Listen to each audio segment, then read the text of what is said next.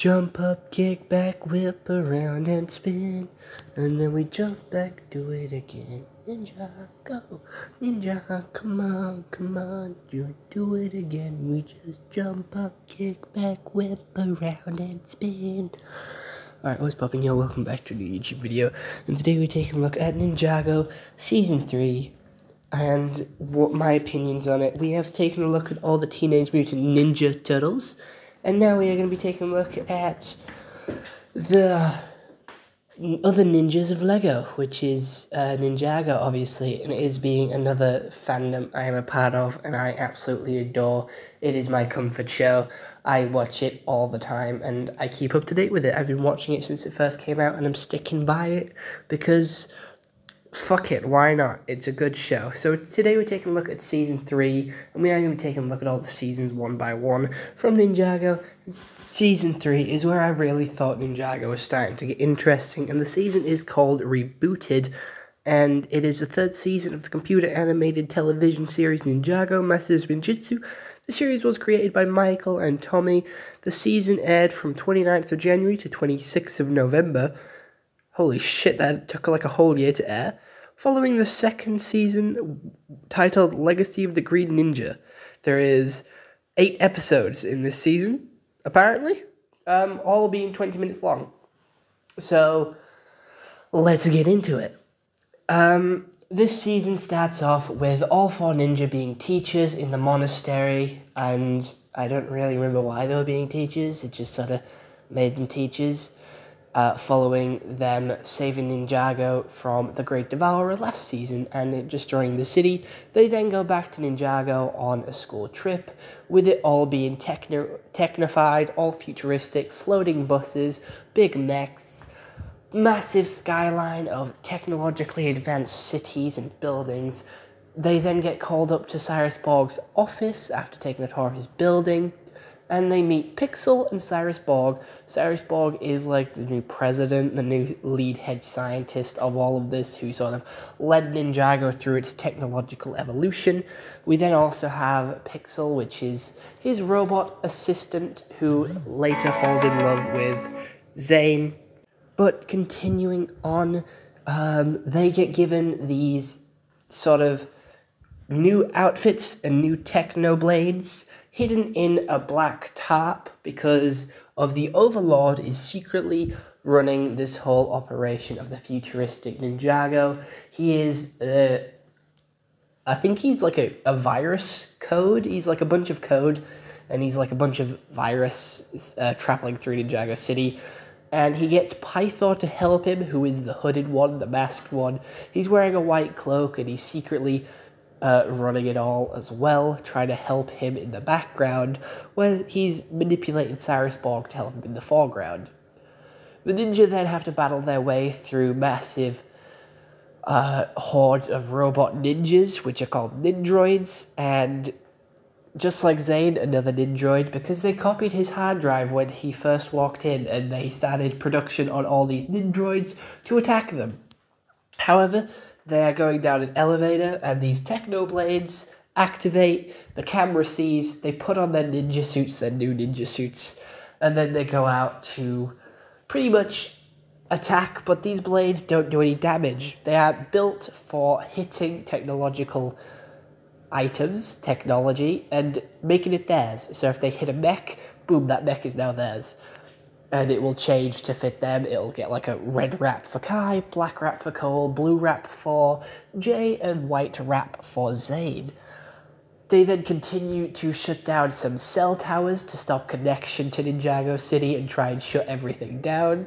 They go meet Garmadon, who is now Sensei Garmadon, who lives in the forest with Misako, and he's running his own little dojo. And he's no longer evil, and he's training to be better, and to try and better himself and others. We then have them going into space, going onto a whole new planet, filled with metal-eating bugs. And they go to space and to this new planet on this asteroid, because that's where the golden weapons are, because they were shot into space. And they get the golden weapons, they melt it down into some golden armor. which then they use for the Overlord to get a physical body. And the Ninja do get stranded on this asteroid, but they rebuild their rocket ship, the old rocket ship, and use Zane to power it, because Zane has an infinite power source, but he doesn't actually have an infinite power source, so they come hurtling back to Earth. They survive, they fight the Overlord, and Zane sacrifices his life to save Ninjago. A lot of shit happened this season, and it's very different from what we've seen from Ninjago before. With the previous 2 seasons, it was all about snakes and Garmadon, and this was a complete switch up. They went super far into the future with these technological advancements. They went to space, they did all this crazy stuff, and it's hard to go up from here, but they did, with my favourite season being season 4. But this was like when everyone started to get into Ninjago. This is what set Ninjago up for itself, with this linear storyline which follows on from the previous season and keeps going, keeps like it up, and leaves each season ending on a cliffhanger. This season also had its own threats, with the Ninja being stuck on asteroid in space, which we never expected to see. The Ninja have never been to space ever again. This was like the first and only time they've been to space, which is, again, shocking. No one expected them to go to space, and they did it so early in season 3. They have all this technological advancement, and they go back on it in like future seasons, because they obviously learned that technology can't be trusted, and the Overlord is evil and will use it against them. So they're trying to keep technology to a minimal, continuing on from this season. The Technoblades are a pretty weak weapon, in my opinion. The golden weapons were so cool in the previous seasons. The golden weapons were like top quality. And there's in each wave of Lego Ninjago, each wave of sets, there's something to collect. Like the Soul Sword for the Pirate season, the golden weapons in the original season, and in this one, it was these Technoblades. And I do believe I have 1 or 2 of these, and I do believe it's Cole's that I have, because I didn't get many sets from this wave. I don't know, it just didn't really interest me that much. And it was before I started religiously buying all the Lego Ninjago sets. I bought every single Sky Pirate set and every single set in the season after that. But I've started to do it less and less, because I just really want to get Kai, Cole, and Jay in their different outfits, because they are my favourites.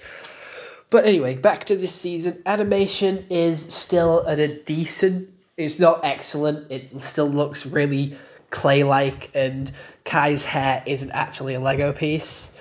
So animation quality isn't the best, and it has upgraded over later seasons, but it is still decent and good to watch. It's nice, simple, bright colours, easy on the eyes, nothing too sharp or rigid, and it all works pretty well. There's no like animation errors, or that I've seen anyway. All the characters are consistent, and the 3D models are consistent, but again, it still looks Play-Doh, very plasticky. I know it is Lego, and Lego's made out of plastic, but still, it looks very flat, and they have sort of fixed that within later seasons by making it sort of 3D-ish, or at least textured, instead of just this flat sort of panel across the chest. And I know it's supposed to be Lego, and they do literally just have a flat panel across the chest, but I do prefer the newer animation of the later seasons. It just makes it look a lot better and a lot nicer and a lot more clean, if that makes sense. This just looks like a rough sort of drawing compared to the other one. This one looks like the pre-animation stage before they add all the little details to it. So I'm glad that it's upgraded, but this just has some sort of nostalgia vibe to it. This old animation just sort of does something. It just sort of... I don't know, it sort of tickles the brain, gives nostalgia, let's put it as. This season also had the first time I cried in Ninjago.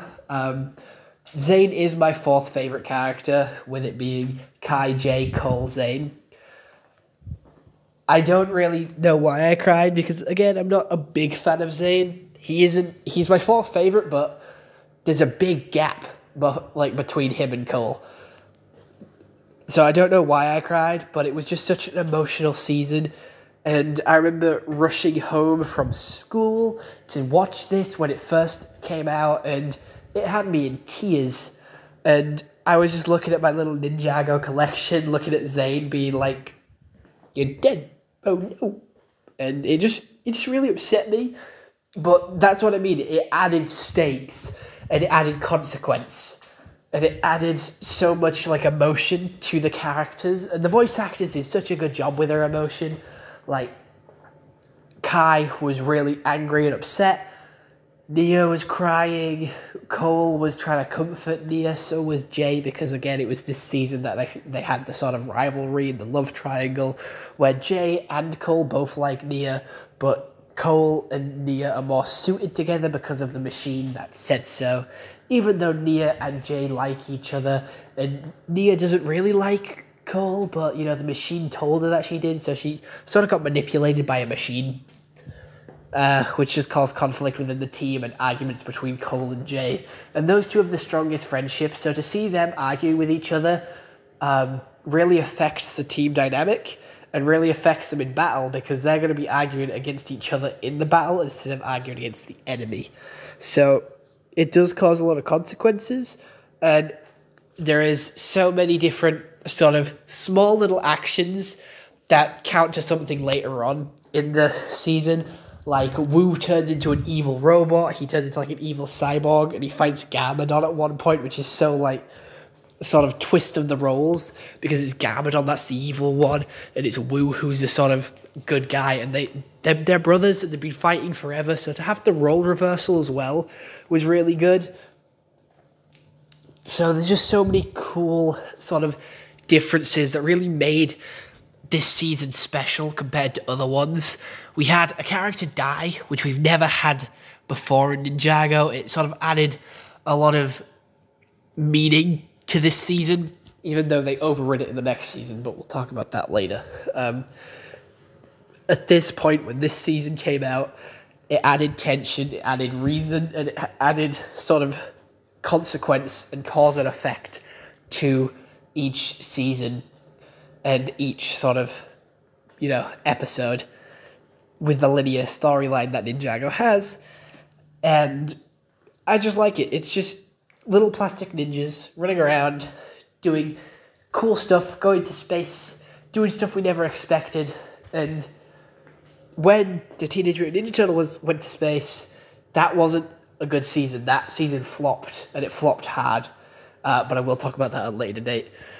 So, other than that, for this season in Ninjago, I am going to give it a solid 7. It's not my favourite, it's not the best, but it's what made Ninjago, really, in my opinion. And it's when Ninjago started to pick up speed, started to get good, started to do more interesting things with their characters, and started to put a lot more tension and drama into things. And it is basically the season which made me love the show. So, other than that, I hope you enjoyed this YouTube video. See you all next one. Have a nice day, and goodbye. Stay home and stay safe. Alright, bye-bye.